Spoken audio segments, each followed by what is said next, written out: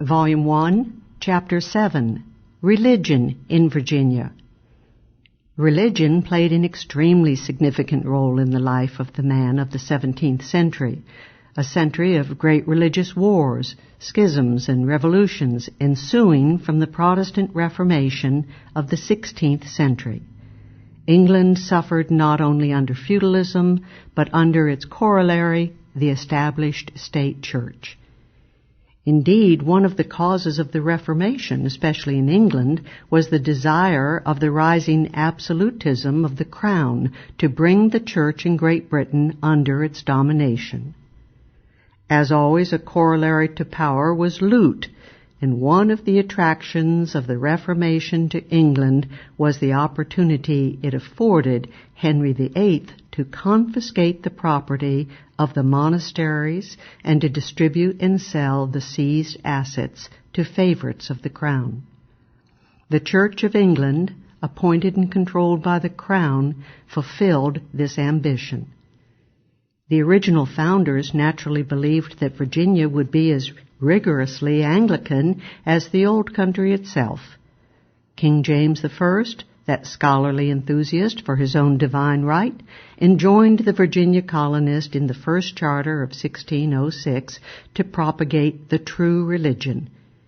We, greatly commending the desires for the furtherance of so noble a work, which may hereafter tend to the glory of His divine majesty, in propagating of Christian religion to such people as yet live in darkness and miserable ignorance of the true knowledge and worship of God and man, in time bring the infidels and savages, living in those parts, to human civility, and to a settled and quiet government. Much of the motivation, at least as officially proclaimed, for the founding of the colony was the desire to establish a Protestant bulwark against Catholic Spain. Many leading Anglican ministers, including John Donne, Dean of St. Paul's, propagandized for the Virginia Company's settlement on these grounds. One of the preachers in the earliest settlement, the Reverend Alexander Whitaker, wrote a tract, Good News from Virginia, which was published by the Virginia Company in 1613, and which proclaimed that to doubt the future of the Virginia colony was to doubt the promises of God. From the first settlement at Jamestown, the Anglican religion was the established church of the colony.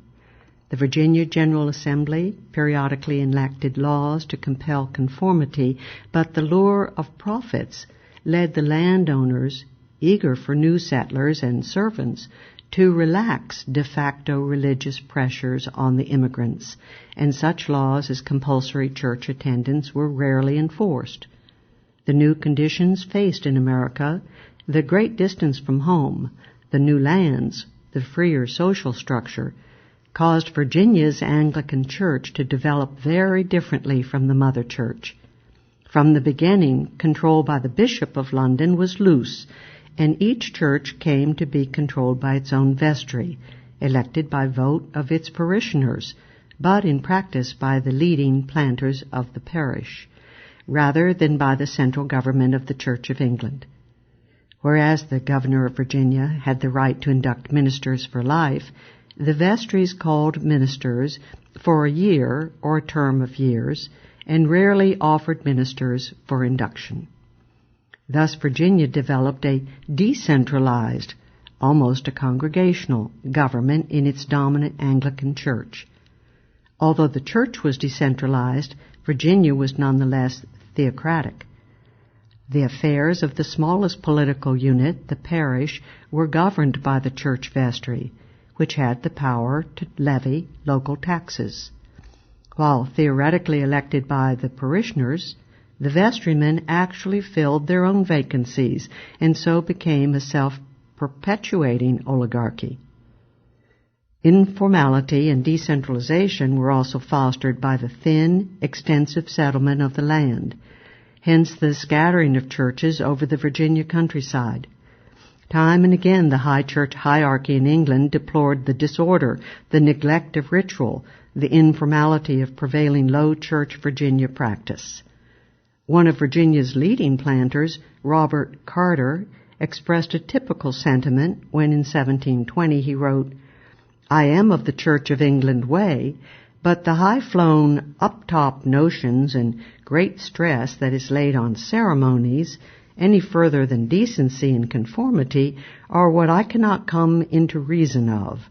Practical godliness is the substance. These are but the shell." Liberalism in religion, however, proceeded but part way, and the hand of theocracy was often evident. Virginia, alarmed at Roman Catholicism in the neighboring colony of Maryland, passed an act concerning popish recusants. The act levied the very heavy fine of £20 per month for any failure to attend Anglican services. It also imposed life imprisonment and the confiscation of property on anyone who refused to take the oath of allegiance of 1605. This loyalty oath had been decreed by King James I in 1605 as a method of cracking down on Catholics, following the abortive Gunpowder Plot. From the granting of the first charter, King James had imposed a loyalty oath of allegiance and supremacy on all Virginia colonists. Refusal was supposed to incur the death penalty.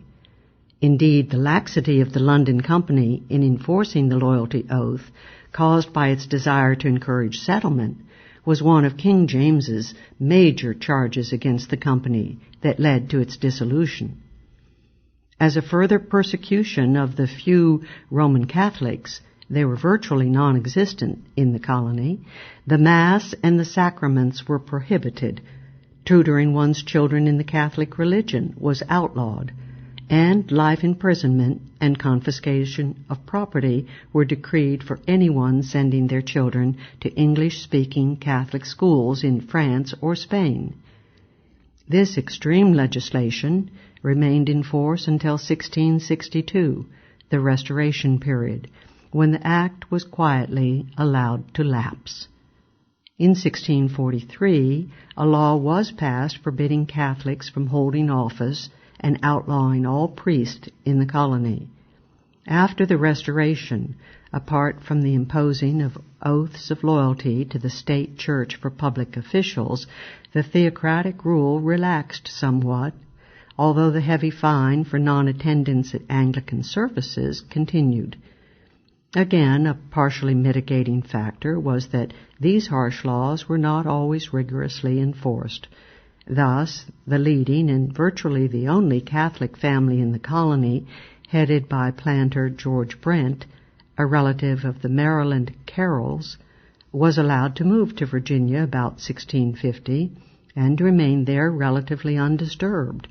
In Brent's case, laxity was encouraged by the thinness of the population in Virginia, the virtual non-existence of Catholics in the colony, and the prominence and pronounced royalist sympathies of this tobacco planter.